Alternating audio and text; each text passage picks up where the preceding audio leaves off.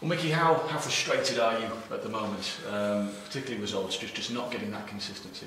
Yeah, very frustrated, but controlling that frustration and just trying to help the lads as much as possible. As I say all the time, it's not about how I feel, it's about me helping the lads to try and get prepared for games of football, working out what we think that we have to get better at. And also letting them know what I think that we're doing okay. But certainly in terms of results, like you say, we're one loss at the minute. We have to try and get that consistency and gain the results, which can be very frustrating, yeah. So how as a manager do you prevent the players themselves from getting too frustrated and believing in their ability? By just keeping things consistent, really, because we believe in the process of putting performances together.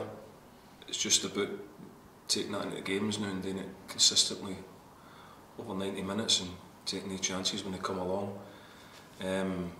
So it's just that, really, no real change.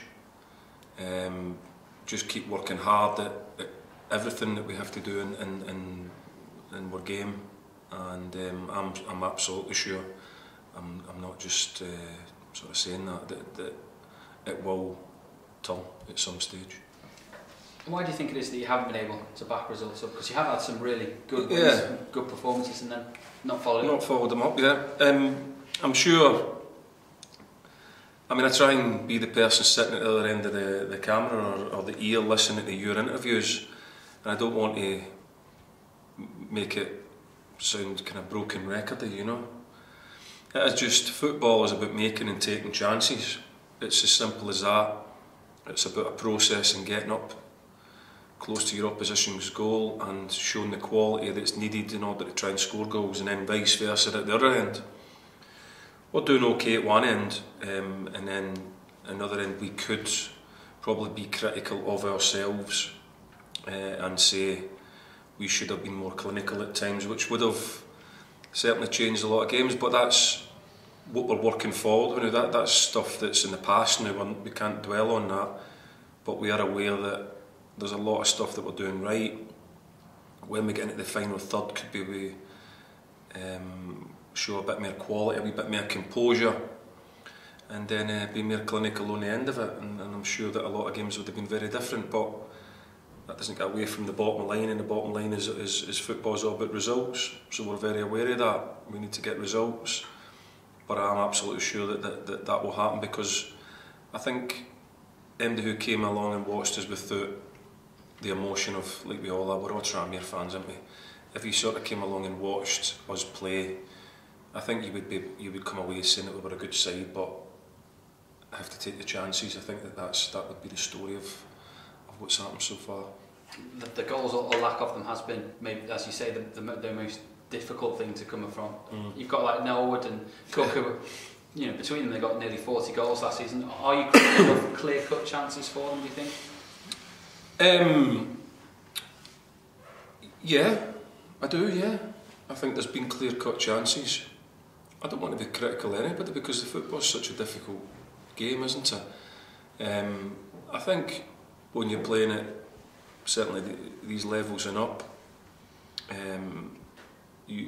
any opportunity that you get's a chance, isn't it? I don't know how you accurately say what a chance is, but we need to take our chances when they come along. We do have the firepower in the building. It's not just them. I mean, Conor Jennings is a striker as well. Let's not forget that. He's a front man as well.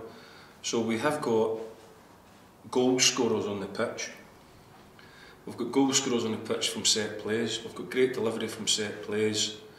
So there's a whole host of, well, in Auburn's is a goal scorer as well. There's a whole host of players on the pitch that we all have to take responsibility and try and get on the end of things. And some of the passing movements that we have, listen, let's be honest, there's nobody else in the division playing football the way that we play.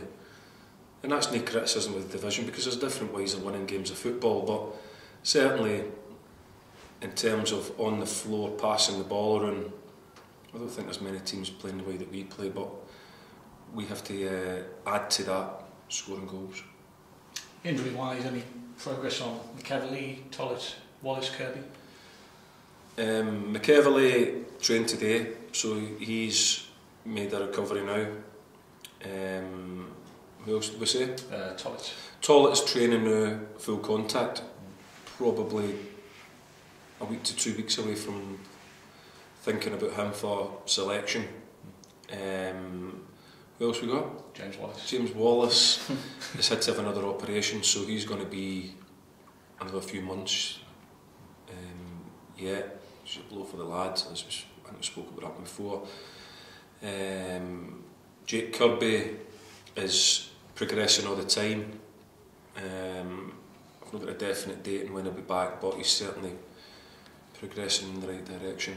Apart from that, I don't think we have much other than the bumps and bruises that you get at this time of the season. Just on Wallace, is that the same injury, is it? Or It's the same, yeah, around about the same injury, yeah, it's his knee.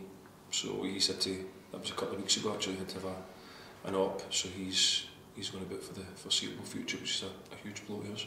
And maybe a bright spot that came out of the other night is the progression of Evan Gumbs. A bright future for him, and how do you feel like he did?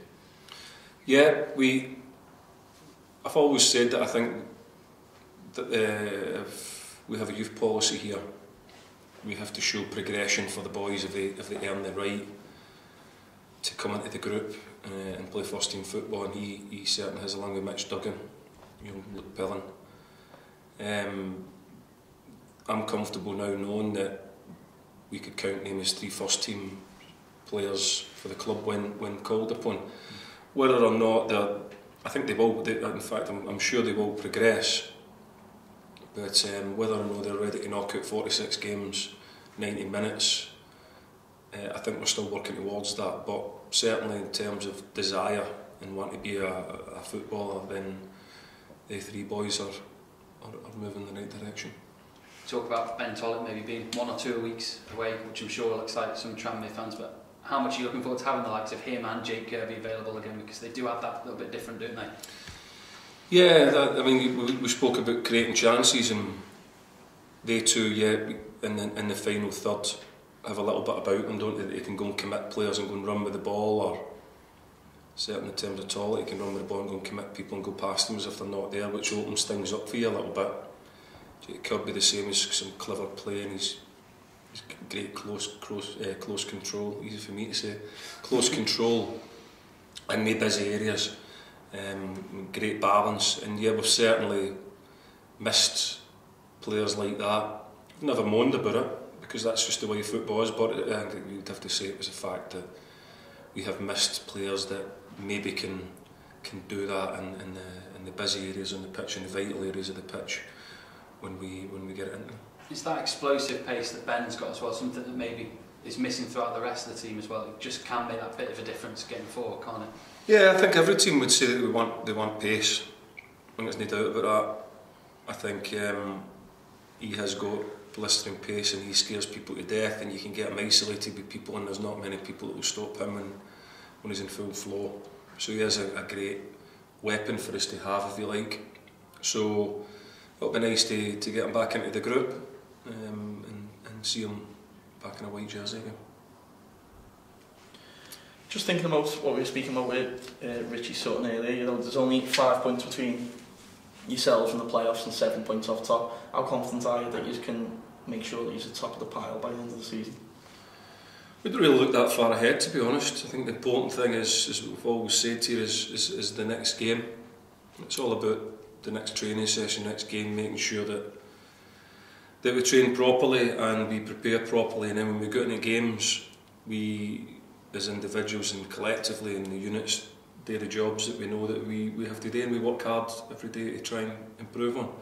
So it's just about that. We'll get to a certain stage in the season where we know what the prize is that we're fighting for. We have the talent in the group, there's no doubt about that, and the desire to want to fight for the main prize. But we know that you've got to do that game by game, day by day, and keep trying to improve in order to try and get there.